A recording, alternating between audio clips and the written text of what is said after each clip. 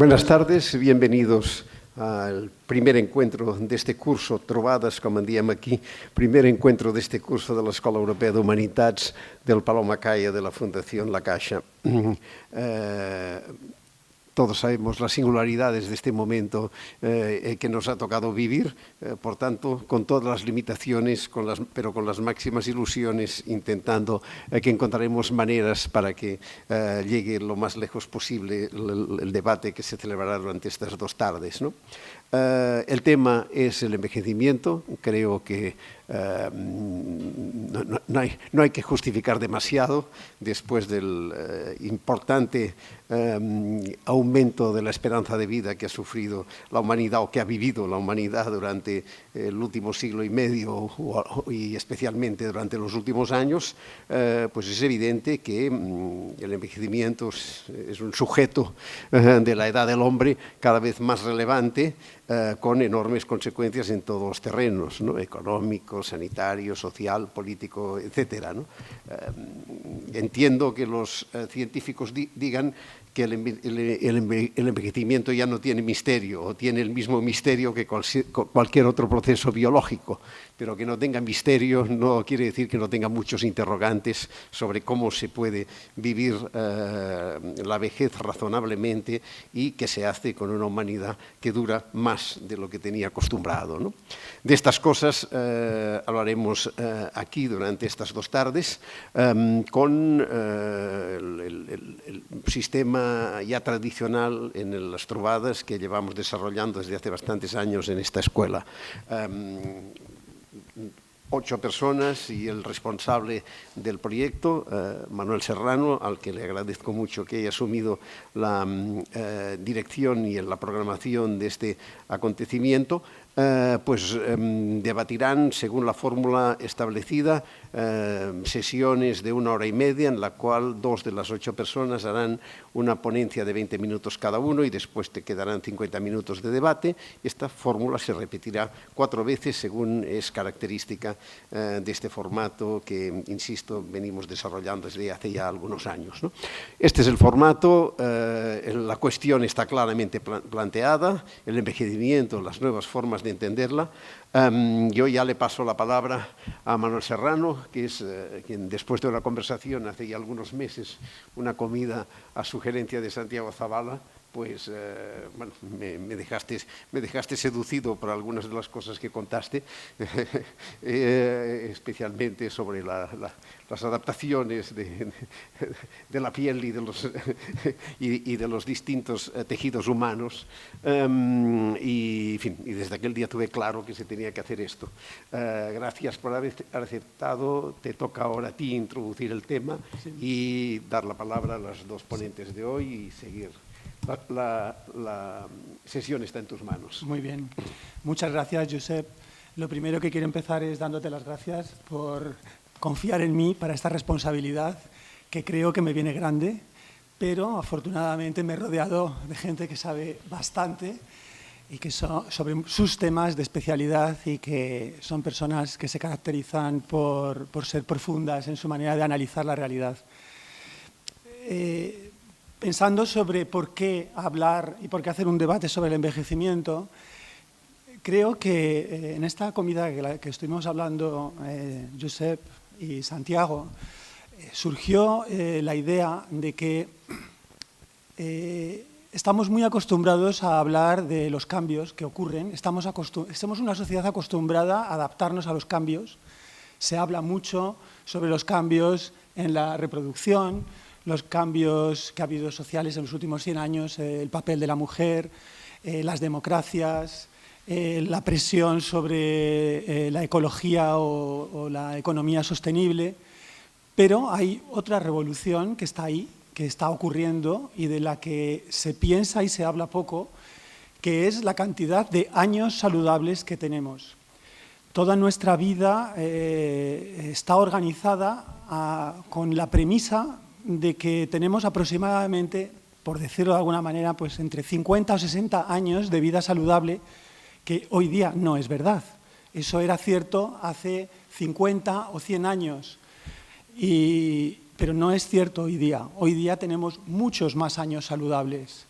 Y eso crea problemas que son bienvenidos, no es un problema, creo que todo el mundo está contento de tener más años de vida saludables, pero crea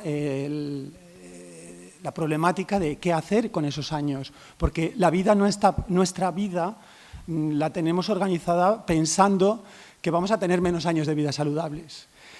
Aquí se crea un problema con, por ejemplo, a muchos niveles, como ha mencionado Josep, a nivel económico, a nivel familiar, relaciones personales, de trabajo, qué hacer con el ocio, qué hacer con el desarrollo personal y con el trabajo. No sé si lo he dicho, porque el trabajo cada vez más es una fuente de realización personal para muchas personas, afortunadamente, y de repente pues muchas personas ven que eso les queda vetado y como han pasado una determinada edad ya no pueden disfrutar de uno de sus deportes favoritos, que es trabajar.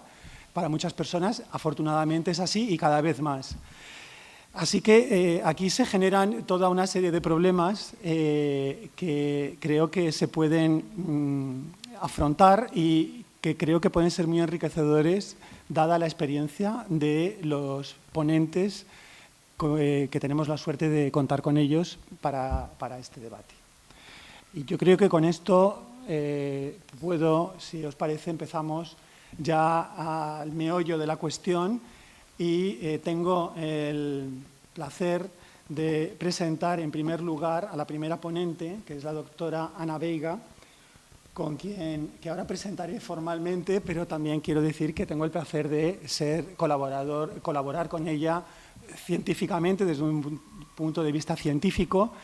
No me he presentado, yo soy investigador en el Instituto de Investigación Biomédica de Barcelona y tenemos mucho interés en aspectos relacionados con las células madre embrionarias y, bueno, pues qué mejor que poder colaborar con la líder en nuestro país, una de las líderes mundiales en este campo, que es la doctora Ana Veiga. Ana Veiga se formó como bióloga y trabajó en el Instituto Universitario de Exeus, donde allí hizo una de sus grandes contribuciones por ser la primera persona que hizo fertilización in vitro con éxito en España, que fue en el año 1984. Por favor, corrígeme si en algo me equivoco. Sí, claro, pero eso tiene más, bueno, evidentemente eso tiene mucho más mérito porque,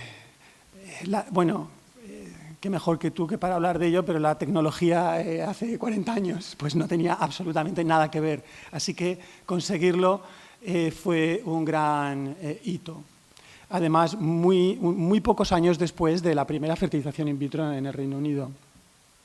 La doctora Ana Veiga tiene más de 200 publicaciones, es actualmente directora del Banco de Células Madre del Centro de Medicina Regenerativa de Barcelona y ha recibido numerosas distinciones como la Cruz de Sant Jordi, el Premio Nacional de Cataluña, Medalla de Honor del Parlamento catalán y es doctora honoris causa en varias universidades, en la Universidad de Vic, por ejemplo. Bueno, pues es un placer, Ana, que hayas aceptado participar y el micrófono es tuyo. Gracias. Muchas gracias por la presentación y gracias a la Escuela Europea de Humanitats por invitarme a estar aquí esta tarde. Y yo voy a dar una charla, me imagino que va a estar un poquito, no al lado, porque yo creo que es un daño colateral del tema del envejecimiento y del hecho, como bien contabas, de que vivimos mucho más y vivimos muchos años más de una forma saludable. Y en el caso de la reproducción, pues ocurre algo que debido a la fisiología, en este caso de la mujer, hay lo que hay y por lo tanto hay veces que hay que plantearse situaciones que uno no tenía previsto y bueno, he denominado a mi charla al ratar en la maternidad. De lo que voy a hablar sobre todo es de qué es lo que ocurre en muchas mujeres que se plantean tener hijos a edades avanzadas. ¿Por qué tiene que ser eso un problema? Si vivimos muchos más años y las mujeres, ya está. Sí, gracias. Y las mujeres viven muchos más años, digamos, en estos momentos casi en su época posmenopáusica que en la época en que son realmente fértiles, y esto realmente crea una situación que puede llegar a representar un problema. He traído algunas cifras que no hace falta recordarlas, pero en cualquier caso hemos de pensar que en la Unión Europea nacieron en el año 2018 4,2 millones de niños. Esto va en descenso, cada vez nacen menos niños, no solo en Europa, sobre todo en los países desarrollados. Eso representa un 1,5 nacimientos por mujer y va de unas cifras que oscilan entre 1,2 y 1,8, luego veremos en los mapas. Y en ese momento, en el 2018, la edad promedio de una mujer para tener hijos era de 29 años. Y esto también varía en función del país, en función de las circunstancias, pero lo que sí se está observando claramente es que hay un retraso claro en la edad de tener el primer hijo. Es una anécdota, pero cuando yo tuve a mi hijo, acababa de cumplir 30 años, y en ese momento en mi historia clínica ponía primípara añosa. En estos momentos, a una mujer de 30 años casi la felicitamos cuando viene a buscar una técnica de reproducción asistida para tener descendencia, porque consideramos que es jovencísima. Y hace 30 años se la consideraba una primípara añosa. Solo para que veamos un poquito cómo han cambiado las cosas desde entonces. Aquí vemos, lo que estaba comentando al principio, este descenso en cuanto al número de niños que nacen. Estamos hablando de la Europa de los 27, es decir, estamos hablando de sociedades muy desarrolladas. La situación es claramente distinta en otros países, evidentemente, pero me he situado en este escenario porque es, de hecho, el escenario en el que nos encontramos. ¿Qué es lo que le ocurre a la mujer? ¿Por qué la mujer no puede tener hijos a los 60 si va a vivir 92 en más o menos buen estado? Pues básicamente lo que se observa es que la fertilidad natural en la mujer baja de una forma muy clara a partir de los 36 años, va disminuyendo paulatinamente como se ve en la gráfica, pero realmente a partir de los 36 baja de una forma muy, muy evidente.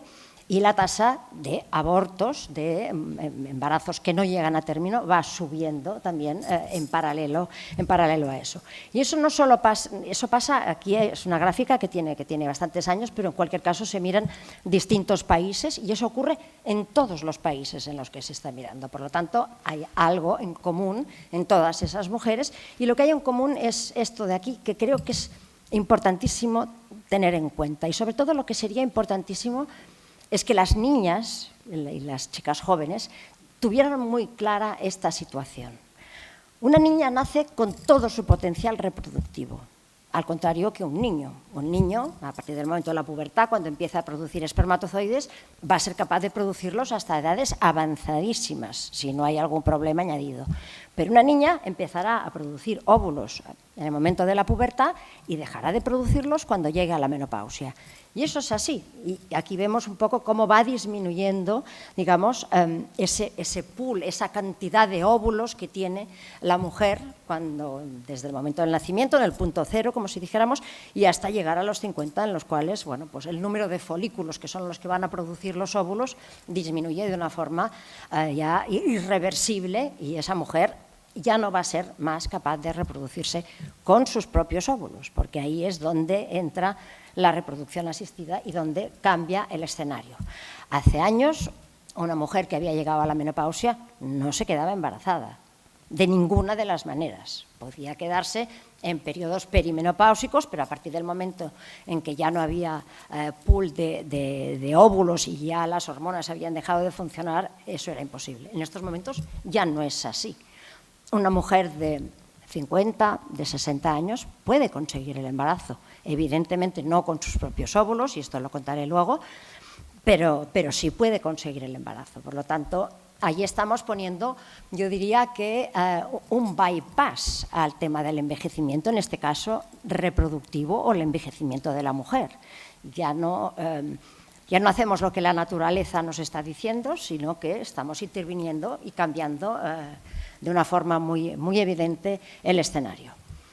Aquí lo que vemos también es la tasa de fertilidad, lo he hablado antes, estamos aproximadamente en 1,4, 1,5 y aquí vemos también la media de edad y lo vemos a lo largo de los años. La media de edad de tener el primer hijo va aumentando cada año, países desarrollados, y el número de hijos que tienen las mujeres va disminuyendo de alguna manera por infinidad de razones. Igual podemos discutirlo después, pero es evidente que hay un montón de condicionantes que hacen que las mujeres tengan menos hijos.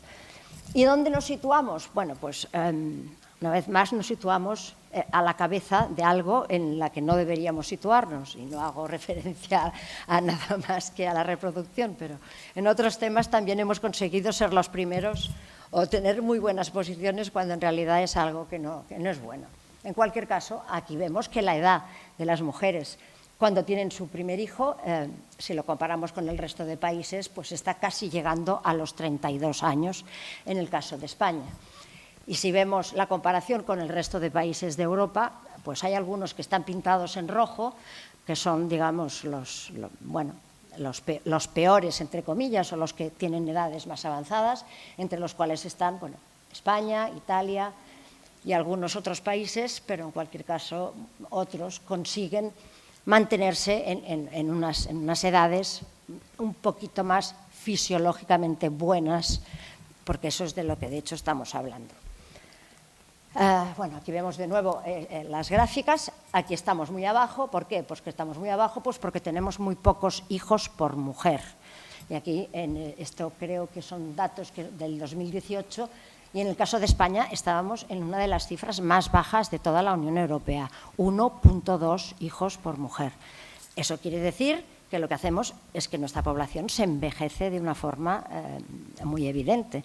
A menos que no se tengan 2 hijos, en principio sí creemos en el hecho de que haya que sostener a la gente mayor, pues evidentemente con 1,2 hijos no vamos a conseguir mantener a nuestros mayores porque no llega, porque no salen los números. Y de nuevo esta gráfica que combina un poco las dos cosas, cuanto más a la derecha y más abajo, peor. Y nosotros estamos casi lo más a la derecha y casi lo más abajo de todo, porque combinamos la edad media del primer nacimiento con el número de hijos que se tienen. Y España se sitúa pues, en un nivel, como podéis ver, realmente malo, mientras que otros países, por ejemplo, como Francia, casi llegan a 1,9 hijos por mujer, y la edad en la que tienen los hijos también es algo bastante inferior a la que tenemos nosotros. Entonces he querido analizar un poco cuáles son los aspectos positivos y los aspectos negativos en cuanto al retraso de la maternidad. Es evidente que la revolución de los métodos anticonceptivos y de las técnicas de reproducción asistida han cambiado el escenario. A mí me gusta hablar de un concepto al que yo le llamo, y la verdad es que me lo he inventado yo, es decir, no es que salga en los libros, pero de la libertad reproductiva. Y la libertad reproductiva para mí quiere decir que si quieres puedes tener hijos, y si no, te ayudan con las técnicas de reproducción asistida, y si no quieres, tienes métodos anticonceptivos que te permiten también hacer esta elección de quiero o no quiero tener descendencia.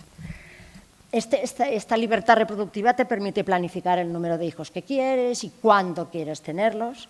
Evidentemente también se separa el tema de la sexualidad con el tema de la reproducción, que esto ya hace, por suerte, muchos años que está completamente en compartimientos estancos. Y lo que es evidente, y solo por citar alguna de las causas de todo eso, es el acceso de la mujer a la educación, el acceso de la mujer al mundo del trabajo, y todo eso, bueno, hay que compatibilizarlo con el hecho de tener hijos, y en algunas ocasiones pues esto no es tan posible, y es una de las razones por las cuales las mujeres están retrasando el momento de su maternidad. No es la única, pero sí es una de ellas. En cuanto a aspectos negativos, pues evidentemente cuanto más tarde una mujer en decidirse a tener hijos, más le va a costar, y ese retraso en la maternidad está ligado a esa pérdida del potencial reproductivo y lo que se denomina el reloj biológico.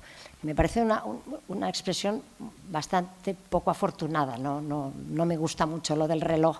Entonces, la sensación de esta del tic-tac, que parece que hay que ir asustando a las chicas jóvenes como que les va sonando el reloj para que se espabilen en tener descendencia. Y luego es evidente que hay mucha más patología ginecológica a edades más avanzadas. O sea, no es lo mismo estar embarazada a los 25 que estar embarazada a los 47. No tiene nada que ver. Hay muchísimas más complicaciones, debidas, bueno, pues a problemas ligados a la edad de aquella mujer que no está, digamos, en su mejor momento o en el momento más fisiológicamente adecuado para tener descendencia. Perdón, me he saltado la última parte.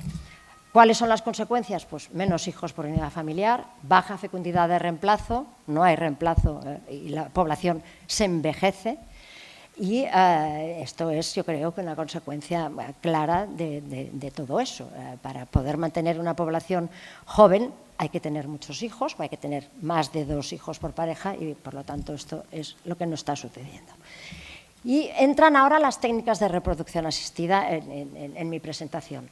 ¿Por qué entran? Bueno, pues porque han cambiado el escenario y porque han permitido resolver determinados problemas ligados al envejecimiento de estas mujeres, al hecho de que se hagan mayores y su fisiología ya no sea la adecuada, para poder resolver este tipo de problemas. La inseminación artificial, la fecundación in vitro y la donación de ovocitos, entraré un poquito en cada una de ellas. Esta no hace falta que vayamos en detalle, pero tal como hablábamos cuando Manuela ha hecho mi presentación, las técnicas de reproducción asistida han evolucionado a lo largo de estos 40 años, que de hecho Louise Brown, la primera niña que nació en el Reino Unido, es del año 78, o sea, va a cumplir 43, han evolucionado de una forma realmente espectacular. Empezamos haciendo algo bastante rudimentario en el laboratorio y en estos momentos hay unas técnicas sofisticadísimas con una industria detrás, no solo de centros de reproducción asistida, que sí la hay, de hecho España es uno de los países, no solo de Europa, sino del mundo, que tiene más actividad en reproducción asistida, mejores resultados y compañías más importantes en este sentido. Y no solo de centros de reproducción asistida, como digo, sino también de la industria que va detrás de todo ello. Cuando empezamos a trabajar, usábamos lo que buenamente podíamos de los laboratorios de genética o de donde fuera, pero es que ahora los incubadores son especiales para fecundación in vitro, las pipetas también, o sea, es todo un entorno que realmente ha cambiado muchísimo. Y aquí vemos un poquito los distintos hitos que se han ido produciendo a lo largo de todos estos años. Paso ya a hablar de donación de ovocitos. En principio, esto es una metodología, como su nombre indica, que lo que hace es a una pareja en la cual ella no es capaz de producir óvulos, por la razón que sea, se le donan unos óvulos de una mujer más joven para que pueda reproducirse. Evidentemente, el hijo que va a nacer de esa fecundación in vitro no será genéticamente de esa mujer, será de su pareja, pero no de ella. Ella lo va a gestar, pero no va a hacer ninguna contribución desde el punto de vista genético a esa concepción. Esta metodología o esta técnica se inventó, entre comillas, para resolver problemas básicamente ligados a patología, es decir, aquí vemos un poquito cómo se hace, ya lo he contado, tenemos una donante a la que estimulamos, le hacemos producir un determinado número de óvulos y una receptora que recibe los embriones que se han creado con los óvulos de la donante y el semen de la pareja de la receptora. ¿Para qué se inventó todo esto? Pues se inventó sobre todo para casos en los que había una menopausia precoz. Una mujer entra normalmente en menopausia entre los 40 y los 50 años, pero hay mujeres que porque tienen una reserva folicular más baja o por la razón que sea o porque les tienen que quitar los ovarios, por muchas razones, entran en menopausia mucho antes y por tanto se quedan sin la posibilidad de tener hijos en ese momento. Aquí vemos también otras indicaciones, pero de hecho, y puedo aseguraros que en estos momentos la gran actividad que se hace en reproducción asistida es esa, tratar a mujeres que están ya en un periodo menopáusico de su etapa reproductiva y que quieren tener hijos. Es decir, estamos trabajando con una población, entre comillas, envejecida de mujeres que desean todavía ser madres a esas edades por razones evidentemente múltiples y muy variadas. ¿Preguntas que nos podemos hacer? Bueno, ¿hasta qué edad? ¿Está bien tener los hijos a los 50 o a los 60? Si vamos a vivir 90 en muy buen estado, tenemos todavía un retroceso de 30 años, que es un poco lo que pasaba en el siglo pasado o 2 siglos antes, cuando las mujeres se morían a los 50 y pocos o a los 60. Tampoco estaban tantos años con su descendencia, con lo cual, bueno, no estoy diciendo que me guste o que esté a favor de eso, pero realmente esta es una razón de peso. ¿Por qué no tener los hijos a los 50, cuando uno ya ha estudiado todo lo que quería estudiar, ha viajado todo lo que quería viajar, se ha formado y tiene ya el trabajo de su vida? Y sobre todo ha encontrado al Mr. Right, que los anglosajones le llaman Mr. Right. Entonces hacen la broma de que el Mr. Right no existe. Y estoy totalmente de acuerdo en que el Mr. Right y tampoco la Mrs. Right tampoco existe. Pero en cualquier caso, encontrar a la persona con la que quieres tener hijos, pues a veces, bueno, puede llegar a costar. Y yo creo, además, que los jóvenes cada día son más exigentes en este sentido y por eso también están retrasando mucho la edad en la que se plantean tener descendencia, chicos y chicas. Otra de las cosas que podemos hacer, si no queremos utilizar óvulos de donante, pues preservar la fertilidad. Preservar la fertilidad, ¿qué quiere decir? En el caso de la mujer, quiere decir que una chica, pues no más allá de los 30 y pocos, congela sus óvulos. Congela sus óvulos, los mantiene congelados para poderlos utilizar mucho más tarde, cuando ella decida que es su momento de tener descendencia. Puede ser a los 40 y muchos. Y esta mujer sabe, porque se lo estamos contando, que sus óvulos de los 40 y pico van a ser unos óvulos de mala calidad y por lo tanto es mucho mejor que use sus óvulos que fueron hechos o ovulados cuando ella tenía 25 o 30 años. ¿Qué más podemos hacer? Esto todavía no lo podemos hacer, pero llegará. Podemos producir óvulos y espermatozoides con células madre. Esto ya se ha hecho en el ratón y en el ratón hay ya descendencia nacida a partir de eso. En el humano hay todavía poca cosa publicada y de hecho una de las trabas es de que finalmente para demostrar que esos gametos que producimos funcionan, pues hay que fecundar un óvulo, un espermatozoide con lo que hayas producido y hay que implantarlo en el útero. Este tipo de experimentación evidentemente no es éticamente ni moralmente aceptable y por lo tanto va un poco más lento. Pero en cualquier caso podríamos utilizar una célula de la piel de una mujer de 60 años o de un hombre de 82, fabricar espermatozoides, fabricar óvulos y conseguir que esta pareja pueda llegar a tener descendencia. Bueno, todo esto son cambios que las técnicas de reproducción asistida y la investigación, en este caso con células madre, permiten y están permitiendo o van a permitir. Y voy a terminar, bueno, de hecho es una diapositiva que preparé para una charla en la que me preguntaban qué va a pasar en unos años. Entonces, simulé una noticia de un periódico como Le Monde que decía: ya no se van a necesitar ovocitos de mujeres jóvenes para las mujeres que no producen sus propios óvulos, con una técnica determinada. Y esto será probablemente una noticia en algún momento. Cuando nazca el primer niño resultado de unos gametos que se habrán fabricado en el laboratorio a partir de células madre, tendremos este tipo de noticias. Todo eso, ya he dicho que iba en paralelo un poco con el tema del envejecimiento, pero en cualquier caso creo que la reproducción tiene mucho que decir en este sentido. Hemos de mantener una vida saludable, evidentemente, pero el tema reproductivo es algo que tenemos que tener en mente porque evidentemente tiene unas consecuencias enormes para todos nosotros. Nada más, muchas gracias. Muchas gracias, Ana. Vamos a pasar ahora a la siguiente presentación y luego hacemos el debate. Bueno, pues tengo el placer de presentar a la siguiente ponente, que es la doctora Victoria Camps. Victoria es filósofa de formación, actualmente catedrática en la Universidad Autónoma de Barcelona. Ha realizado estancias numerosas en Estados Unidos, en varios sitios a lo largo del tiempo y ha tratado pues prácticamente, bueno, iba a decir todo, ha tratado muchísimos aspectos de la filosofía, siempre con el foco en la persona. Ha trabajado sobre religión, lenguaje, moral, ha trabajado mucho sobre el papel de la mujer, con su libro El siglo de las mujeres. Ha tratado también sobre política, el estado del bienestar, las democracias, el federalismo. Y también es importante los aspectos éticos y bioéticos. Fue miembro del primer comité de bioética de España hace también mucho tiempo, también un comité pionero.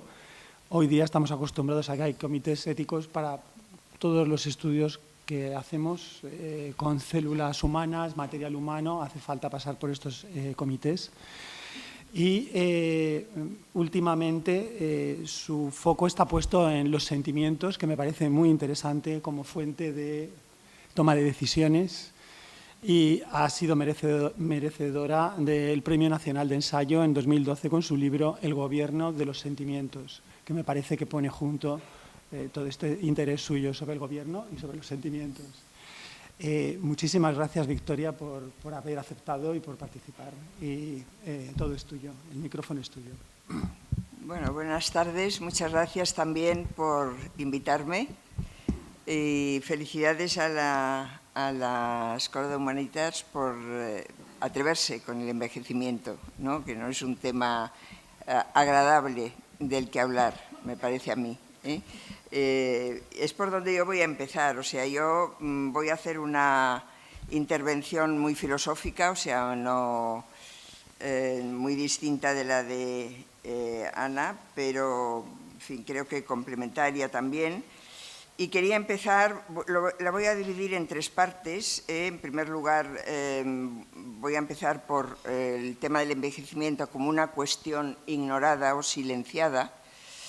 Luego intentaré explicar la percepción que tenemos hoy de la vejez, del envejecimiento, sobre todo la percepción personal, no tanto social como personal, pero que está muy relacionada con la percepción social. Y luego recoger una idea que es de Simone de Beauvoir en principio, pero que, en fin, creo que es muy aceptable en general, ¿no? Y que es muy... que el envejecimiento es una construcción social, ¿no? Que depende, el futuro de cómo veamos el envejecimiento depende de lo que entre todos, desde el punto de vista individual, personal y desde el punto de vista social, hagamos con la vejez, ¿no? Primero, lo que he dicho, ¿no? Es una cuestión silenciada y es una cuestión silenciada no solo por la sociedad, sino también por la filosofía. Porque si vamos a buscar libros de filósofos que hablen sobre la vejez, tenemos que ir a Cicerón, al de Senectute, ¿no? Que es lo más socorrido, digamos, para hablar del tema, y alguna otra cosita menor, como pues Schopenhauer tiene un librito que se titula El arte de envejecer, lo cual es raro en un filósofo tan pesimista como Schopenhauer, ¿no? Pero poca cosa más. Y aquí hay que decir algo importante, que es que la primera que se atreve a hablar desde la filosofía sobre el envejecimiento es Simone de Beauvoir. Simone de Beauvoir aborda el tema de una forma muy directa, de frente, sabiendo que es una cuestión incómoda. Y lo dice al principio del libro, dice: escribo este libro para romper la conspiración del silencio. Y sigue diciendo: los viejos son hombres, a juzgar cómo los trata la sociedad habrá que dudarlo. E incluso se refiere a uno de sus libros anteriores, donde ya empezaba a hablar de la vejez como algo en lo que ella ya se sentía representada, y que es la fuerza de las cosas. Y dice en ese libro, al final de la fuerza de las cosas: me enfrenté a este tabú y menudo lío armé. Admitir que me encontraba a las puertas de la vejez era decir que la vejez afectaba a todas las mujeres, que ya había cogido a algunas. Con educación o con enfado, mucha gente, sobre todo gente mayor, me han dicho a menudo: la vejez, eso no existe, solo hay personas menos jóvenes o más jóvenes que otras. Y eso es todo. En este libro, en el libro que se titula La vieillesse, la vejez, Simone de Beauvoir tiene toda una primera parte que es hace un repaso por la antropología, por la sociología, por la biología, es un acopio de datos sobre cómo se envejece y sobre el desarrollo de la vejez. La segunda parte, que desde el punto de vista teórico, filosófico, es más interesante, lo que intenta explicar a partir de los datos es cómo interiorizamos nosotros la manera de envejecer y cómo nos relacionamos con el cuerpo, con el tiempo, con nuestros semejantes, cuando empezamos ya a esa última fase de la vida. Esta es la idea esto es lo que yo creo que nos tenemos que plantear hoy, ¿no? Cómo hay que abordar el envejecimiento. ¿Se puede envejecer bien? ¿Estamos envejeciendo bien? ¿De qué depende conseguirlo? Depende de la voluntad de cada uno, depende de la dinámica social, de las inercias sociales, depende de la educación, depende de la economía, depende de las políticas públicas. ¿De qué depende? Seguramente depende de todo esto, ¿no? Pero un análisis profundo del envejecimiento habría que abordarlo y tocar muchas teclas, ¿no? Quiero citar también a un filósofo de la ciencia, Alfred Whitehead, que en uno de sus libros dice que el ser humano tiene 3 objetivos en la vida: vivir, vivir bien y vivir mejor. Dice, cuando empezamos a perder estos 3 objetivos, que ya no nos interesa la vida, o que ya pensamos que ya no podemos vivir bien, o que ya lo de vivir mejor ya no va con nosotros, es cuando nos enfrentamos a un concepto que está muy presente ahora desde la pandemia, a la vulnerabilidad humana. Y nos damos cuenta de lo que somos, de lo frágiles que somos, ¿no? ¿Por qué este fenómeno ha sido tan poco considerado por la filosofía? Se pregunta Whitehead. Y dice, por 3 razones. Primero, por el individualismo derivado del pensamiento liberal. El individualismo liberado del pensamiento liberal hace soberano al individuo y al hacerlo soberano hace que se olvide de sus limitaciones y de sus contingencias y, por lo tanto, de su vulnerabilidad. En segundo lugar, porque también el pensamiento occidental, pese a que ha hecho mucho esfuerzo por secularizarse y por olvidar el pasado religioso, ha tendido a ignorar la realidad corporal del ser humano. La mente, la razón, el alma, el espíritu han sido más importantes. Y en tercer lugar, como consecuencia de esto anterior, no ha prestado atención debida a los sentimientos, ¿no? Por eso yo pensé, por ahí hay que ir, ¿no? Porque realmente la vulnerabilidad se siente. Es algo que nos damos cuenta de que somos vulnerables cuando empezamos a tener miedo de algo. Y vuelvo a decir, con el virus es lo que ha pasado, ¿no? El miedo al contagio nos ha hecho caer en la cuenta de lo frágiles que somos, de lo débiles que somos, ¿no? Es cierto que el envejecimiento se puede vivir de muchas maneras, ¿no? Ya me referiré un poco más a esto, pero hay unas características generales del envejecimiento que yo creo que las tenemos que considerar también, porque son básicas, características propias también de cómo se envejece en nuestro tiempo, porque teniendo en cuenta lo que estaba hace un momento explicando Ana, de cómo se vive la maternidad, pues es obvio que la maternidad hoy se vive de una manera distinta, ¿no? Y sobre todo las más jóvenes y los más jóvenes la viven distinto. También el envejecimiento se vive de otra manera.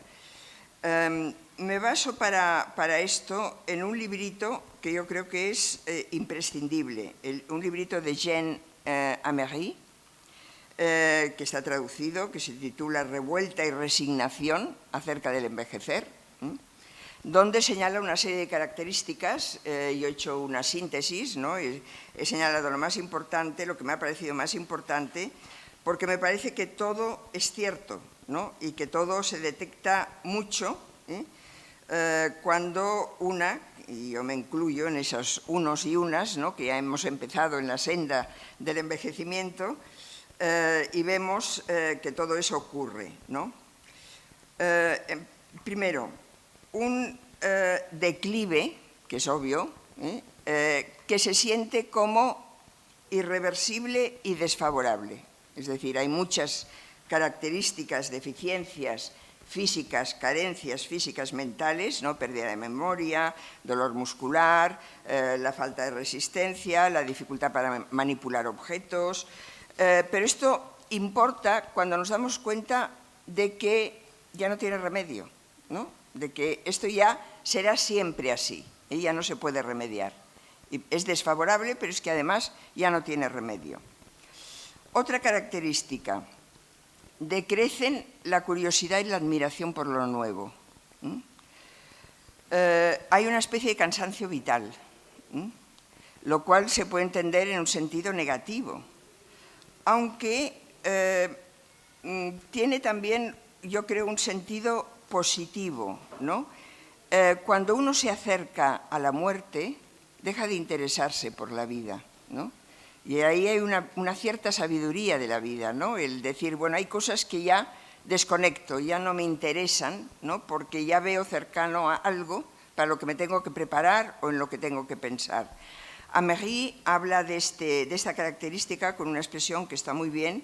Dice que el viejo deja de ser contemporáneo, es decir, sus contemporáneos, sus coetáneos, ya no son la mayoría de la gente, ¿no? Está en un mundo aparte.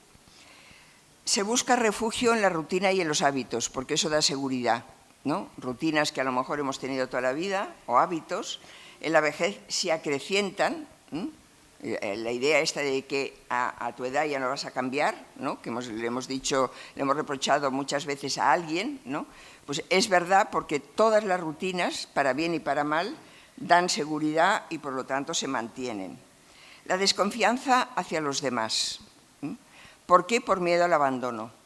Es decir, uno se ve en una situación en la que cada vez ve la posibilidad de tener que necesitar la ayuda, la asistencia, se ve dependiente de los demás, y esa dependencia no tiene la seguridad de que habrá alguien cercano que podrá ayudar. Desconfianza de la propia autonomía, ¿no? De poder servirse de uno mismo, y también desconfianza con respecto a la penuria económica, que es lo más habitual en el caso del envejecimiento. Uno deja de trabajar, deja de producir, deja de tener un salario, y por lo tanto, si no ha tenido mucha suerte o es muy rico o le ha tocado la lotería, pues la pensión es lo que es, y la penuria económica, uno piensa, bueno, la esperanza de vida crece, ¿no? Y entonces, ¿qué voy a hacer en el futuro? Miedo por la inminencia de la muerte y el sufrimiento, ¿no? Esto también es evidente, ¿no? Yo creo más el sufrimiento que la inminencia de la muerte. Es decir, una sensación que todo el mundo tiene, es la de pensar cómo voy a acabar, es decir, por dónde me va a pillar, ¿no? la decadencia final, ¿no? ¿Qué va a pasar? Luego, una cierta ambivalencia también en relación con los coetáneos, ¿no? A los ancianos y ancianas no les acaba de gustar relacionarse con otros ancianos y ancianas, ¿no? Esto ayer, que estaba hablando en una charla sobre los cuidados, ¿no? Y me lo comentaba alguien que estaba en el diálogo, decía, los casals d'avis, ¿no? Están cambiando, ¿no? Porque eso de la gente reunirse a jugar al dominó ya no les gusta, ¿no? Prefieren mezclarse con otra gente, ¿no? Prefieren estar en otros ambientes. Yo esto lo vi muy bien en el caso de mi madre, que es la persona más longeva que he tenido más cerca, que murió a los 93 años. Mi madre, cuando empezó, en los últimos años, tuvo que utilizar una silla de ruedas porque ya no podía valerse por sí misma y había que hacérselo casi todo. Y una cosa que hizo, por ejemplo, cambió de barrio.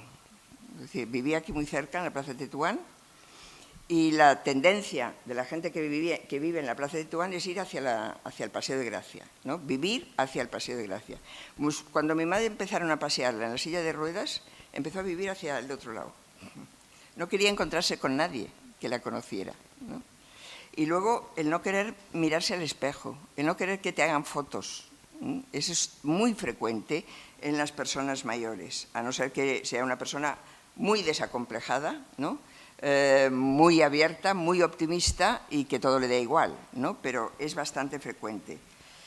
Y la invisibilidad social, ¿no? A nadie le interesa lo que puede, a nadie le interesa la vejez, es decir, no le interesa el mercado, porque la gente mayor pierde poder adquisitivo, no le interesa la publicidad, no interesa demasiado a la política. Es decir, a la política le interesa por necesidad, o sea, le va interesando por necesidad porque no hay más remedio, ¿no? Porque empieza a haber una serie de problemas que tienen que abordar necesariamente.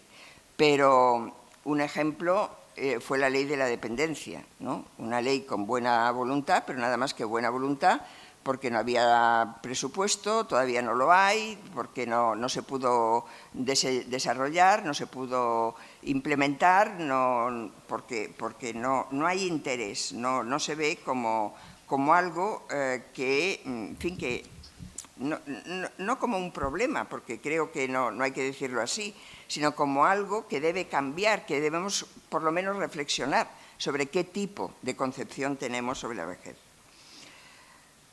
Paso a la segunda parte, ¿cuál es la percepción personal del envejecimiento?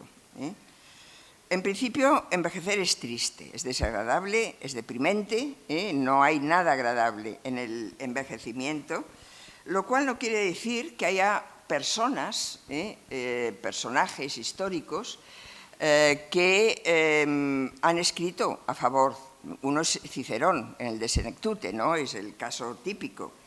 Pero, por ejemplo, solo para poner un ejemplo, tengo varios, ¿no? Pero para poner solo uno, hace poco en el Museo del Prado, hace más, creo que un año, yo intervine en un diálogo sobre una exposición de unos dibujos de Goya, de la etapa negra de Goya, ¿no? Eran una serie de dibujos y había uno, que era además el que sirvió de portada del catálogo, que era un viejo, que iba con un bastón, iba muy encorvado, llevaba una barba blanca, es decir, un viejo. Y el título que le había puesto Goya a ese cuadro, todos tenían título, era Aún aprendo. Me pareció muy sintomático, ¿no? De una reacción optimista o una reacción positiva ante una situación que además Goya estaba, aparte de sordo como una tapia, al final de su vida casi no veía, es decir, tenía muchos achaques, ¿no? Y sin embargo, se le ocurrió el titular así la vejez, ¿no? Cicerón, Cicerón, por citar solo tres líneas, ¿no? Ni el cabello blanco ni las arrugas pueden de repente destruir el prestigio, sino que si se ha vivido honradamente la etapa anterior, la última etapa recoge los frutos del prestigio.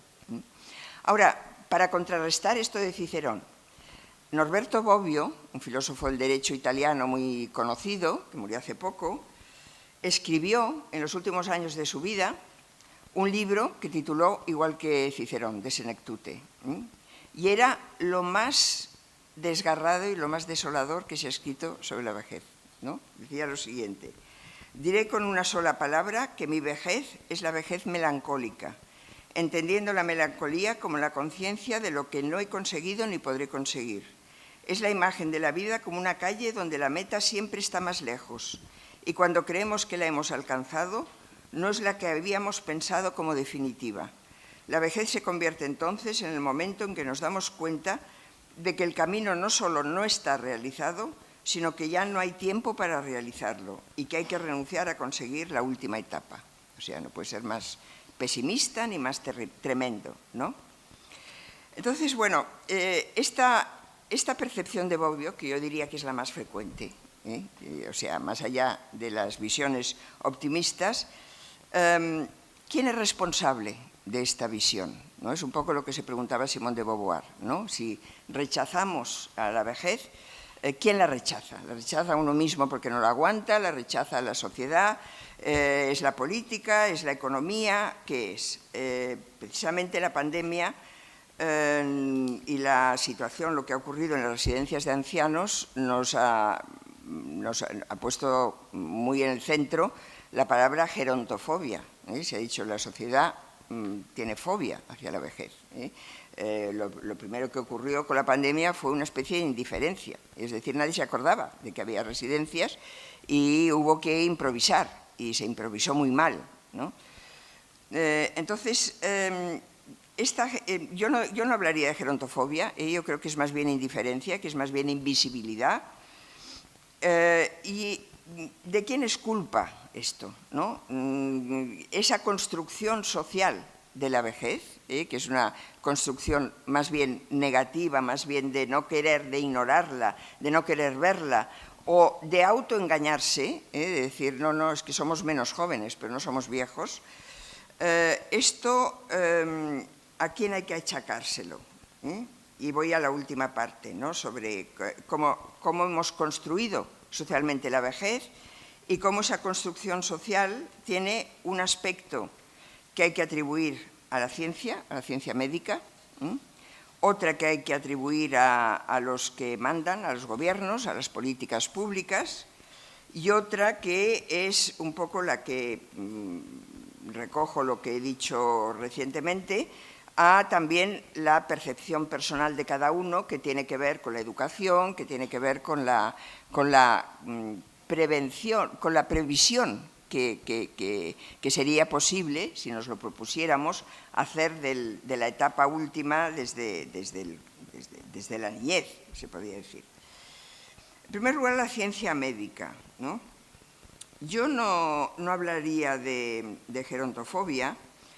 Desde la medicina y incluso también desde la investigación biomédica, en primer lugar hay un movimiento anti-aging, ¿no? Un movimiento que no quiere ver el envejecimiento y que quiere taparlo como sea, ¿no? Se ha hablado de que es el problema no resuelto de la biología. O sea, antes de la maternidad podía ser otro problema, ese ya no lo es, pero el envejecimiento todavía lo es. Incluso hay movimientos, hay un profeta que, no me acuerdo cómo se llama, ¿no? Que es americano, que se aparece, estuvo por aquí, que dice que no, que esto se va a resolver, que podremos vivir eternamente, y bueno, pues eso es un movimiento, en fin, no sé cómo calificarlo. Pero, a ver, ¿cuáles son los problemas que yo veo en la investigación biomédica? Por ejemplo, María Blasco, que estudia mucho los telómeros, ella lo dice muy claro, ¿no? Investigamos el envejecimiento para mejorar la salud, no para que la gente deje de envejecer. Es decir, para mejorar la salud, la calidad de vida durante el envejecimiento, pero no para evitar el envejecimiento, ¿no? Por eso hay que ver que los mayores son los clientes más asiduos de los centros sanitarios, ¿no? Acuden mucho a los centros sanitarios, y ¿cómo salen de los centros sanitarios? Llenos de pastillas por todas partes, ¿no? Llenos de tratamientos, llenos de fisioterapias, llenos de... que hay algunas cosas pueden ir bien, pero la obsesión de que ya irremediablemente soy un individuo que lo que hago continuamente es ir a una consulta de un especialista o de otro especialista porque ya no puedo hacer nada más con mi vida, esto no creo que sea bueno, ¿no? Para envejecer bien. Ramón y Cajal, en un conjunto de ensayos que titula Charlas de Café, dice que lo peor para el organismo es morir por parcelas y no morir de una vez, ¿no? Que es algo que todo el mundo desea. Cuando alguien se muere de repente, lo que más, la respuesta inmediata es qué suerte, ¿no? De haber muerto así, ¿no? En cambio, morir por parcelas es irse encontrando, ¿no? Con una muerte que no llega, ¿no? Y que no se sabe cómo va a llegar. Daniel Callahan, que es un bioeticista que creó el Hastings Center, uno de los centros de bioética más importantes y pioneros, escribió un libro muy interesante en el año 2004 que lo tituló Poner límites, los fines de la medicina en una sociedad que envejece, ¿no? Y la idea fundamental de él era esta, ¿no? Lo que hay que hacer es poner límites, es limitar. Incluso él estuvo en Barcelona, invitado por la Fundació Grífols, y hizo unas declaraciones que fueron muy provocativas y muy discutidas, ¿no? Porque dijo, a partir de los 80 años ya nadie debería ir al médico, ni se debería dejar tratar, ¿no? Luego él vivió más de 80 años con bastante achacoso y se dejaba tratar, ¿no? O sea que esa es una incoherencia, ¿no? Pero la idea de poner límites creo que es importante tenerla en cuenta, ¿no? Uno tiene que saber ponerse límites a sí mismo, pero también desde fuera, y sobre todo desde la profesión médica, también hay que tener esa conciencia de los límites, ¿no? Y que a veces no se tiene. Luego, por parte de las políticas públicas, ¿no? Pues bueno, me referiré, porque no sé si me estoy alargando demasiado, solo lo titulo y si acaso luego lo discutimos más, ¿no? Yo creo que un problema... A ver, uno de los problemas vinculados en las políticas públicas al tema de la vejez es tener que sostener las pensiones, ¿no? Las pensiones y también la vejez está muy vinculada a la jubilación, ¿no? Cuando uno se jubila, la impresión de que ha entrado en la etapa del envejecimiento es inmediata, aunque la jubilación sea a los 60 años, ¿no? La gente se jubila a los 60 años, incluso antes, ¿no? Pero esa impresión ¿no habría que replantearse la jubilación obligatoria para casi todo el mundo? Cuando la esperanza de vida, esta es una pregunta que dejo en el aire. Luego, una forma de afrontar políticamente el envejecimiento es a través de una consigna que dio la OMS en un momento determinado, que es eso que se llama el envejecimiento activo. Es decir, a la persona mayor hay que hacerle creer que está activa todavía, pero que está activa para hacer qué. Y entonces hay como una especie de oferta de cosas, ¿no? Para gente mayor. Actos culturales, viajes y tal. ¿Es eso lo que queremos cuando envejecemos? ¿No habría que tener más en cuenta qué es lo que la persona mayor y no ver a las personas mayores como un todo homogéneo, que todas al llegar a una cierta edad y porque se jubilan tienen que ser activas en determinadas cosas y no pueden serlo en otras, ¿no?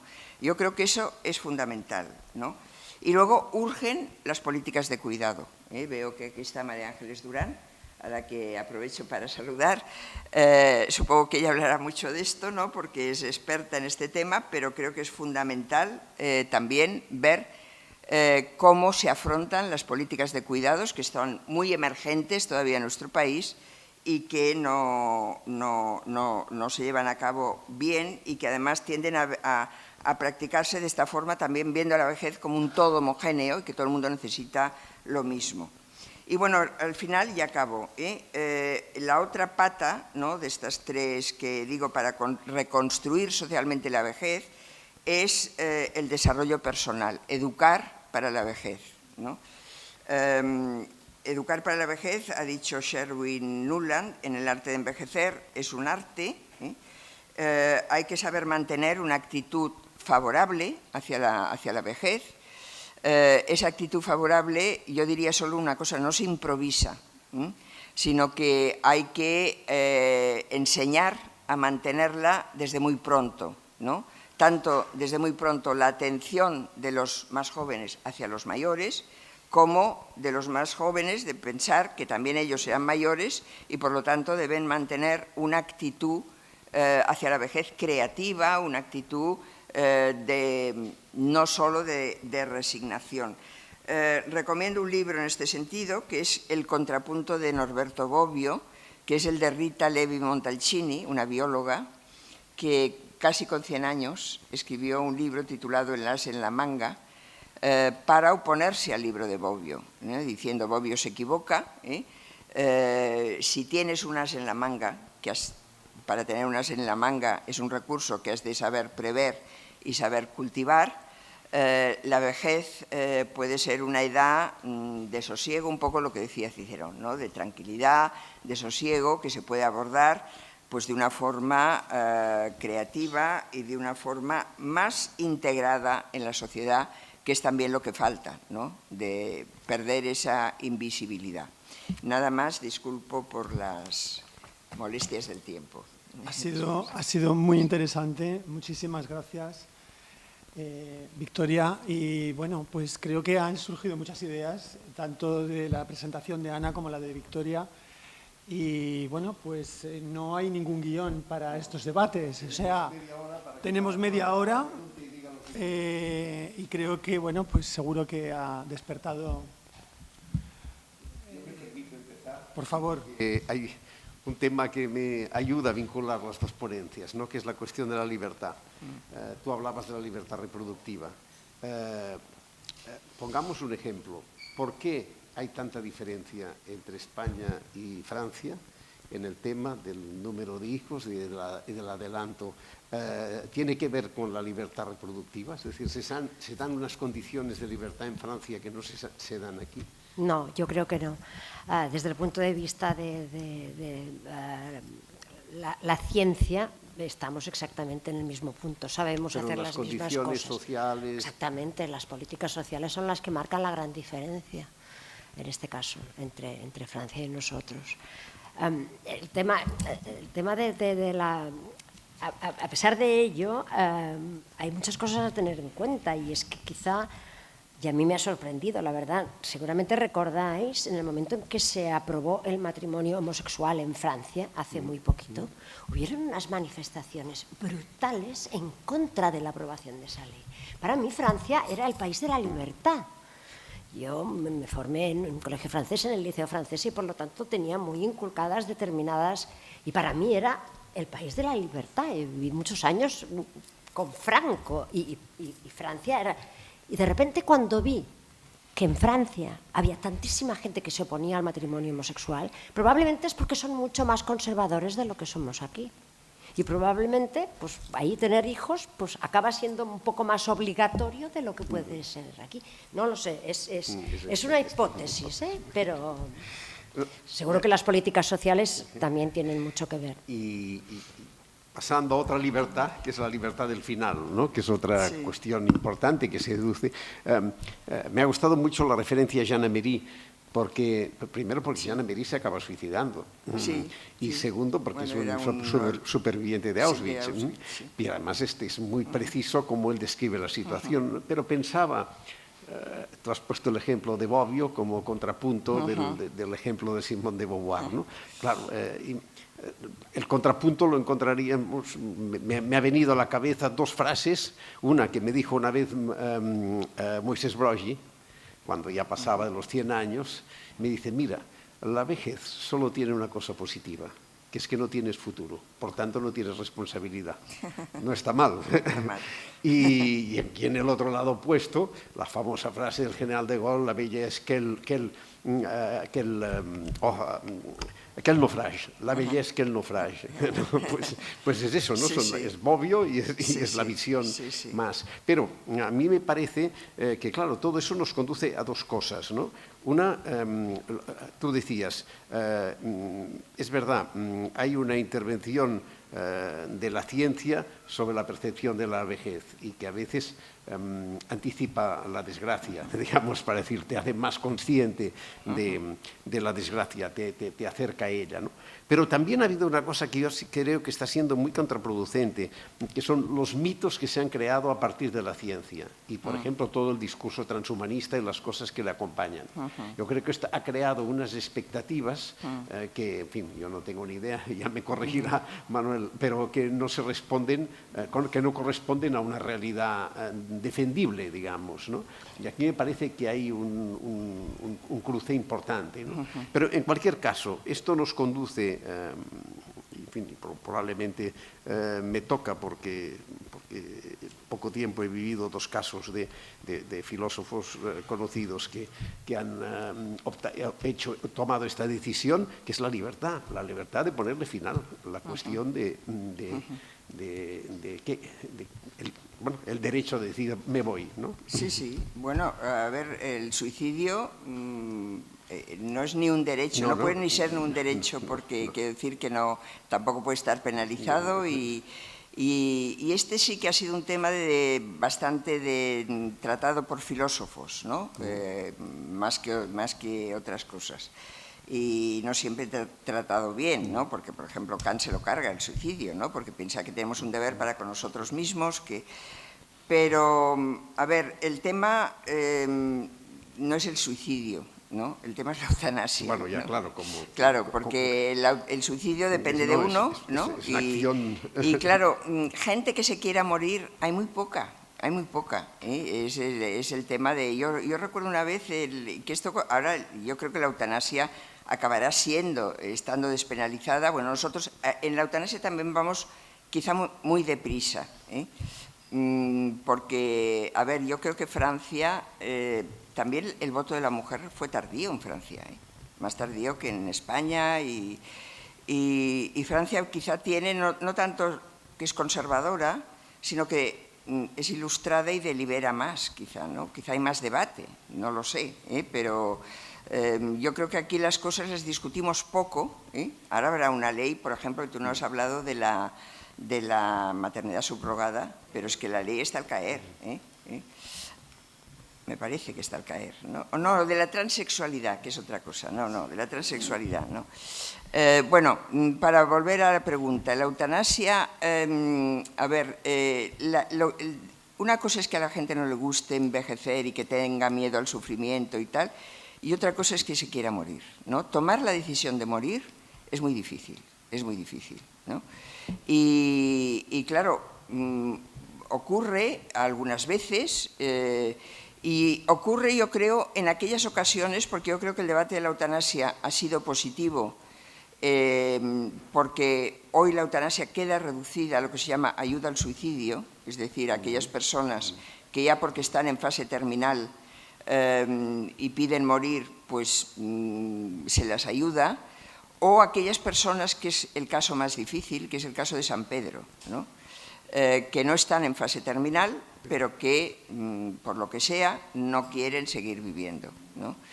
Y esa sí que tiene que ser una decisión libre, ¿no? Y en ese sentido a mí me parece que la eutanasia da un paso importante y que es bueno que se acepte. Ahora, claro, teniendo en cuenta lo que crecen las demencias y lo que ocurre cuando una persona ya no puede hacerse cargo ni siquiera de esa decisión, y las voluntades anticipadas no rigen siempre, sino que hay que plantearse si esta persona ahora se le planteara, diría lo mismo que dijo cuando firmó un testamento vital, pues la eutanasia no resuelve tampoco todo, resuelve algunos casos de personas que no quieren seguir viviendo por la razón que sea, que no son tantas. Que normalmente no suelen ser personas muy mayores. No suelen ser personas muy mayores, ¿no? Porque las personas muy mayores, es decir, la eutanasia ha resuelto con los cuidados paliativos. Con los cuidados paliativos se ha resuelto la muerte de la gente mayor en fase terminal y eso ya casi no merece un debate de eutanasia.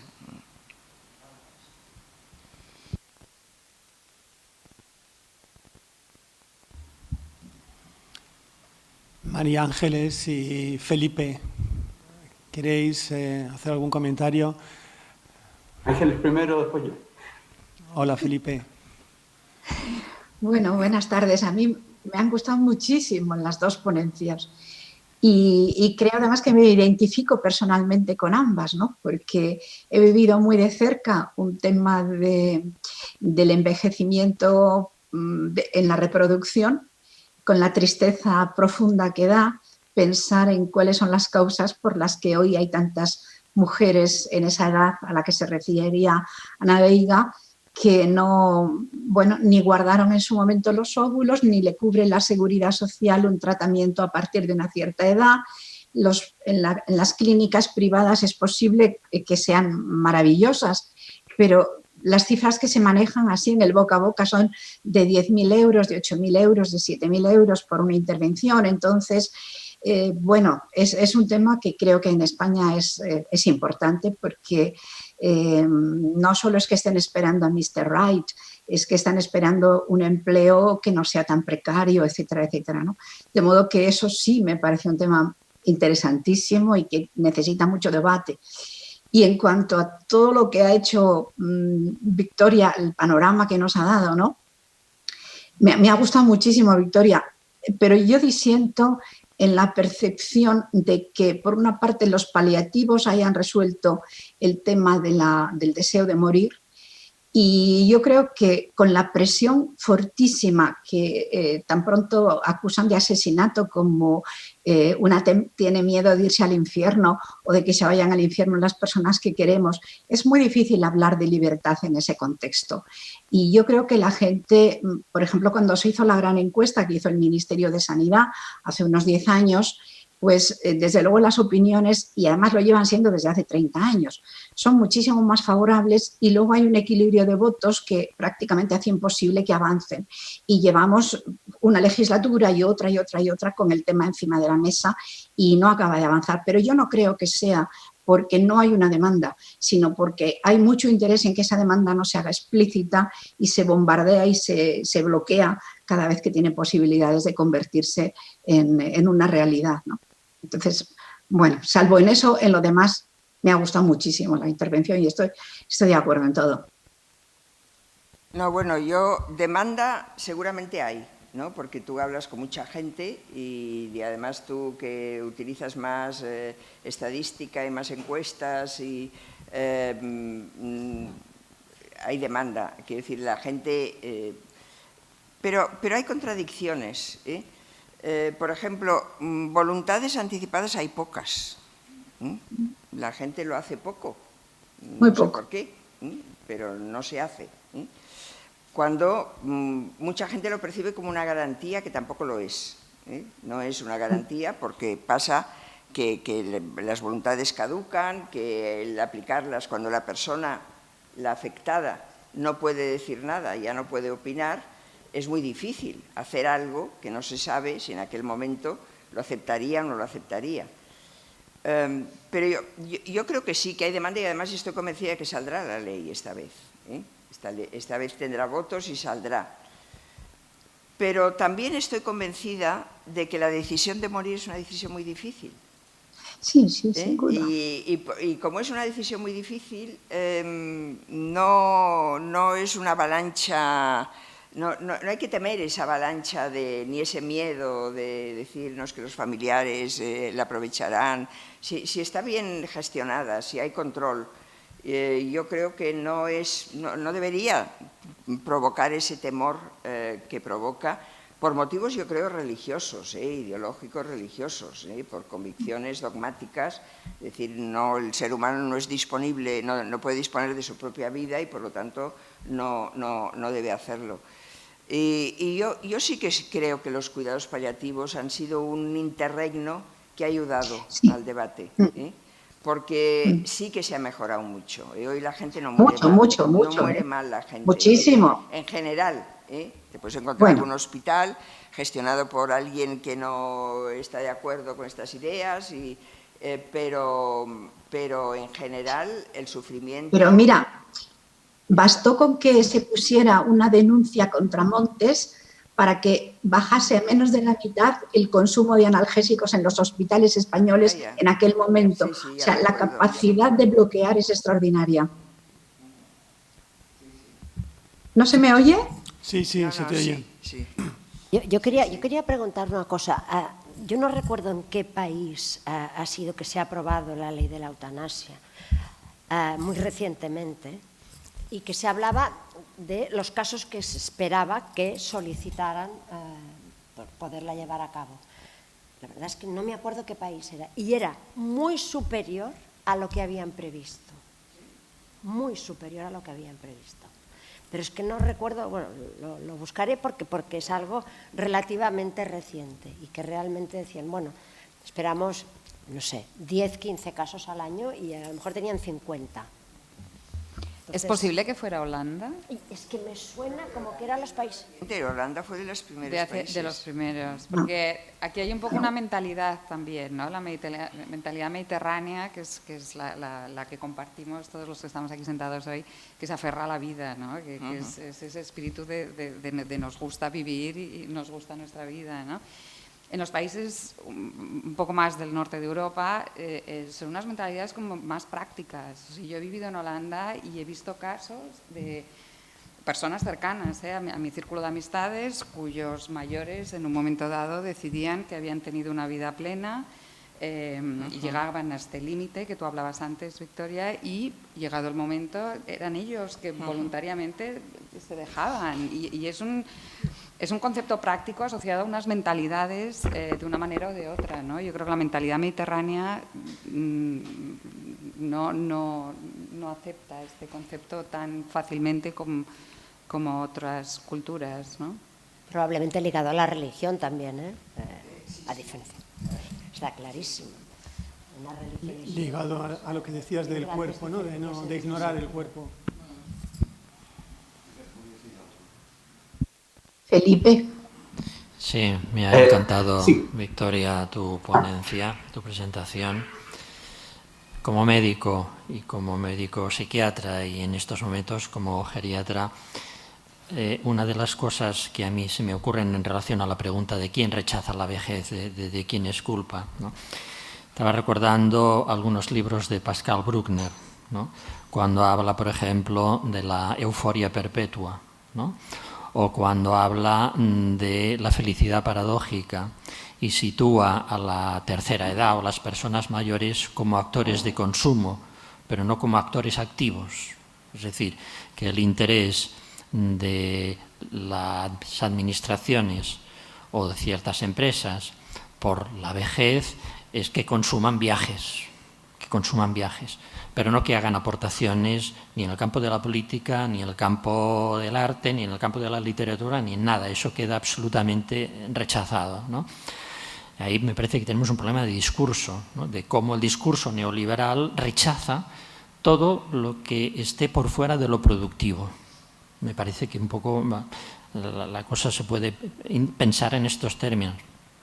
Y hay otra cuestión que también la plantea Pascal Bruckner cuando habla de la obligación de ser feliz.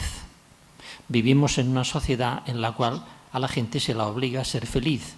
Y el que no es feliz rápidamente es automáticamente etiquetado de melancólico, depresivo, y se le da fluoxetina para que se anime un poquito, ¿no? Incluso si ha llegado al extremo, y esto yo lo he vivido en el propio hospital donde yo trabajé 25 años, de constituir los comités de duelo como si el duelo fuese una enfermedad. De manera que cuando fallecía alguien, entonces se tenía que poner en marcha el comité de duelo para, digamos, acompañar, ¿no?, a la familia. Y bueno, la familia a lo mejor no quiere acompañarse, ¿no? Todos recordaréis un terrible accidente que se produjo hace unos años cuando un camión chocó con un autocar de escolares en Soria, ¿no? Pues justamente los escolares que fallecieron eran de nuestra zona y quedaron hospitalizados en nuestro hospital. Yo en aquellos momentos llevaba la dirección del servicio y entonces se me rápidamente interpeló para que movilizara a los profesionales que fueran a consolar a los escolares que estaban ingresados en la planta de pediatría. Bueno, órdenes son órdenes, pero lo interesante del caso fue lo que respondió uno de aquellos niños a la psicóloga que acudió, entre comillas, a consolarlo. Y a mí esas palabras se me han quedado muy, muy grabadas. El niño le dijo: ¿qué vienes a hacer aquí? Yo he perdido a varios compañeros. Han muerto en este accidente. Estoy triste, déjame en paz. ¿No? Pues ya está. Entonces, bueno, lo digo esto un poco para ilustrar como efecto de discurso, ¿no?, ese rechazo radical hacia la vejez. Y es un rechazo que también yo lo viví en mi hospital cuando un internista me dijo un día: mira, Josep, yo soy especialista en medicina interna y cada día me veo obligado a atender a viejos. No soy geriatra, no lo soporto, ¿no? Es decir, ahí había una, ¿no?, en relación a lo que comentabas del rechazo a la vejez, ¿no?, o ese otro ejemplo que has dado que me ha encantado, es decir, los ancianos acuden a los ambulatorios y salen cargados de pastillas. Paréntesis, muchas de estas pastillas no son necesarias. El gasto farmacéutico que hay aquí en Cataluña con los anticolesterásicos para retrasar los efectos del Alzheimer son menos eficaces que jugar al parchís. Ojo, que no es broma el asunto, ¿no? Pero nos gastamos miles y miles de millones de euros para unas medicaciones que no solamente no son necesarias, sino que además, bueno, no sirven para nada y son un incremento de costes farmacéuticos. Un poco una reflexión a raíz de lo que has comentado. Y además, bueno, yo estoy de acuerdo con todo lo que has dicho y además es como un círculo, ¿no? Porque claro, la gente se acostumbra tanto a que la mediquen y a que la traten que cuando no lo hacen le parece mal y entonces lo pide, ¿no? No me han hecho tal prueba, no me han hecho tal... Por eso decía los límites que puede poner el profesional, ¿no? Que a veces no se atreve, quizá por posibles querellas después o por lo que sea, ¿no? Pero que son límites de responsabilidad.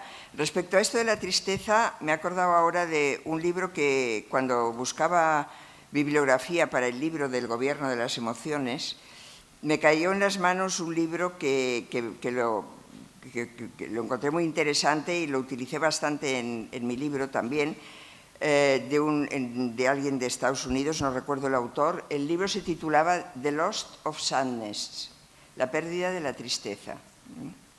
Es decir, vivimos en una sociedad en que no se quiere que la gente esté triste, la gente tiene que estar contenta, ¿no? No tiene nada que ver con vivir la vejez de una forma desoladora y resignada y la imagen que pone Bobbio, ¿no? Pero quiero decir, una cierta tristeza cuando alguien muere o cuando alguien está enfermo o cuando... Pues claro, y ahora estamos tristes por la pandemia, pues es normal, ¿no? Que la gente se encuentre sin ganas de comprar, que esté deprimida, que esté... Porque no es una situación que sea alegre, que sea agradable, ¿no? Claro, saber distinguir esto es importante, ¿no? Y no querer suplir, porque claro, ¿cómo se suple esa pérdida de la tristeza? ¿O por qué ocurre esa pérdida de tristeza? Porque se medicalizan muchas tristezas. O sea, yo recuerdo a un alumno mío que iba a la farmacia que le dieran un medicamento para que no sudaran las manos cuando tenía que hacer una presentación. Que decían, es que me molesta que me suenen las manos. Bueno, pues hay cosas que pasan y que tienes que aprender a controlarlas tú mismo, ¿no? Porque no puedes medicarte para todo, ¿no? Felipe, por favor, ibas a decir algo. Sí, gracias por las ponencias, fueron muy interesantes, la discusión ha sido muy interesante también. Creo que un tema que tocó Victoria que me llamó un poco la atención, el edadismo asociado al movimiento anti-aging. Supongo que la persona a la cual te referías no es americano, es un inglés. No vamos a decir el nombre. El problema que tenemos es justamente eso, pero es la sociedad la que nos impulsa a que todos tenemos que mantenernos jóvenes. Y eso simplemente no es posible, pero eso es lo que nos empuja a los comerciales de la televisión, todo nos empuja a que tenemos que mantenernos jóvenes. Yo creo que es responsabilidad nuestra, de los que nos ocupamos justamente del envejecimiento, de cambiar eso, de evitar el edadismo. El ser viejo no es necesariamente todo negativo. Sí, tiene sus aspectos negativos, fisiológicos, etcétera, etcétera, pero cada etapa tiene su valor. Y yo creo que eso es lo que no estamos valorando. Como se ha dicho, sí estaba muy bien tener los hijos a los 20 años porque nos íbamos a morir a los 40 o 50. De la misma manera estaba muy bien casarse a los 20 para toda la vida, pero cuando vivimos hasta los 120 es un poquito más complicado. Entonces, ¿qué es lo que pasa? Yo creo que es importante reestructurar qué es lo que va a ser la vejez en el futuro. No creo que podamos cambiar la edad de jubilación, por ejemplo, por razones políticas, es difícil de hacerlo, pero sí podemos reeducar a la gente después de eso, tratar de que sean todavía útiles y activos. Y como se dijo también, no útiles y activos en el sentido que pueden ir a los museos y jugar al bingo. No, porque eso no es lo que ellos quieren. Pero la gente de más de 65 años, lo que pasa es que hace 20, 30 años, a los 65 años efectivamente se era viejo. Pero eso ha cambiado tan rápidamente, que no estamos adecuados como sociedad a aceptarlo. Lo que pasa es que en este momento a los 65 no es una persona vieja. Incluso a los 80 todavía no siempre se es una persona vieja. Y eso es lo que tenemos que trabajar en darles una cabida a esas personas dentro de la sociedad. No podemos esperar que la gente se jubile a los 65 y que vivan los próximos 30 años mirando televisión. Y yo creo que eso es el punto más clave. Sí, el problema es que queda mucho tiempo, ¿no?, después de los 65. Yo creo que sí que es posible. Bueno, el cambiar la edad de jubilación ya se está hablando hace tiempo, ¿no? Sí, pero es difícil desde el punto de vista político. Lo que pasa es que lo que yo siempre digo es, a mí, personalmente, que me cambie la jubilación no me importa, porque yo adoro mi trabajo. No, a mí tampoco, porque yo he seguido trabajando después de la jubilación y no he notado mucha diferencia. Pero la persona que trabaja en una fábrica limpiando el piso... Que no sea obligatorio jubilarse. Exacto, eso sí. Claro, eso es lo que yo... Bueno, eso es algo que he encontrado aquí en Europa, que es obligatorio. En Estados Unidos, desde luego, no lo es. No es obligatorio, sería anticonstitucional, seguramente que lo fuera, ¿no? Entonces hay quien no se va nunca, ¿eh? Que eso también hay que... Es verdad, y hay que dejar sitio a los jóvenes. No, pero parece que esto no funciona. Es decir, que la gente se jubile, no deja sitio a los jóvenes, sigue habiendo paro igual. Es decir, porque es que el futuro del trabajo es otro tema que no nos planteamos suficientemente y que es un tema, es que el trabajo, no habrá trabajo para todo el mundo y por lo tanto a lo mejor todo el mundo tendrá que trabajar menos y trabajar de otra forma y dedicar más tiempo a eso que se llama el tiempo de vida, ¿no?, que es un tiempo más dedicado pues a la familia y más dedicado a otro tipo de cosas, ¿no? Y es otra forma de organizar la vida. Claro, todo eso... Eso es justamente lo que hay que hacer, es reenfocar las cosas. Respecto a Ana, tú misma dijiste que no es que el jubilarse no le deje el espacio a los jóvenes, porque la verdad es que no hay jóvenes. Por los motivos que tú dijiste, no hay jóvenes. El riesgo de pérdida de trabajo para las generaciones jóvenes no está en que los viejos sigan trabajando. El riesgo está en inteligencia artificial y cosas así. Nuria y Santiago, ¿algún comentario breve para terminar? Yendo un poco al punto que comentaba Josep al principio, ¿no? Han habido algunas palabras que se han repetido desde unas ponencias muy distintas y me ha gustado mucho la palabra irreversibilidad, ¿no? Por parte de Ana se ha hablado de irreversibilidad reproductiva a partir de los 40 años, que cuando lo he visto en la gráfica pues duele un poco a los ojos, ¿no? Y también de esa irreversibilidad en el envejecimiento y cómo lo has ido hilvanando durante el discurso, tratando a diferentes autores y diferentes temas, ¿no? Y yo también me preguntaba, ¿no?, cómo podríamos educar a la población femenina, que yo creo que lo querías comentar en la presentación, pero a lo mejor has ido hilvanando con otros temas, ¿no?, de que el chico, ¿no?, en edad adolescente, en la pubertad, una vez madura, pues va a tener esperma hasta edades muy avanzadas y las mujeres quizás no son conscientes de que hay un momento que es irreversible.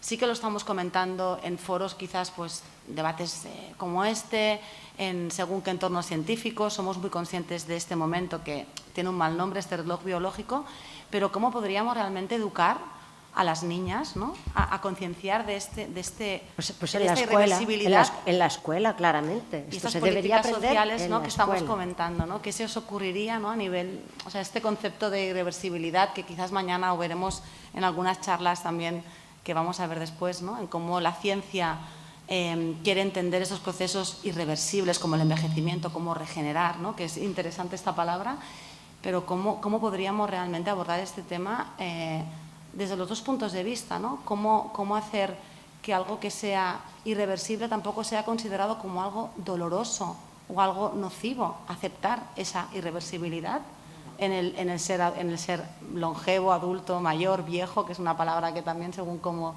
hace daño escuchar, y esta irreversibilidad reproductiva, ¿no?, ¿cómo la podríamos abordar? Yo creo que son una palabra que me ha gustado escuchar por los dos lados Y tengo algunas más apuntadas y ya hablaremos más, pero me ha gustado.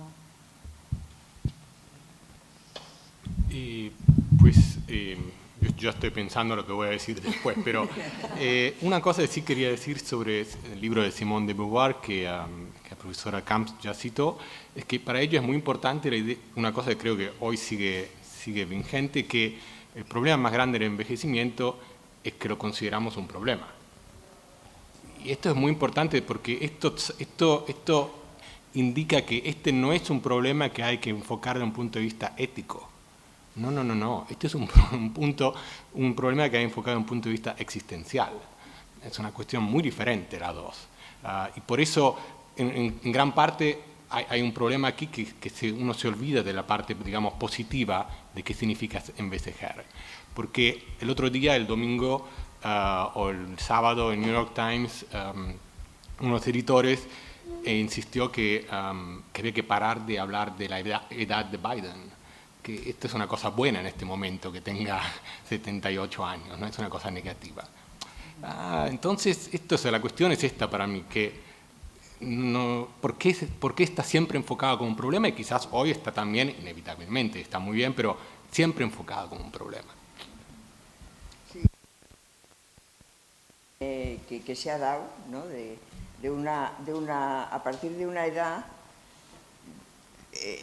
hay un sector de la sociedad que de alguna forma desaparece, ¿no?, del mundo. Hay una cosa que yo como he ido deprisa al final, no la he citado. Hay un italiano, Umberto Veronesi, que fue ministro de Sanidad, ¿no?, y que además él es médico, es oncólogo, que tiene un libro que se llama Envejecimiento, que es un librito breve, pero que está muy bien. Habla de un archipiélago entre Japón y Taiwán, que es Okinawa, que dice que es donde la gente vive la vejez con más plenitud, ¿no?, mejor. Y lo atribuye a dos cosas. Una, a la dieta. Una dieta solo de fruta, bueno, lo típico, ¿no? Eso no es una gran... Pero el otro, el sentido de pertenencia.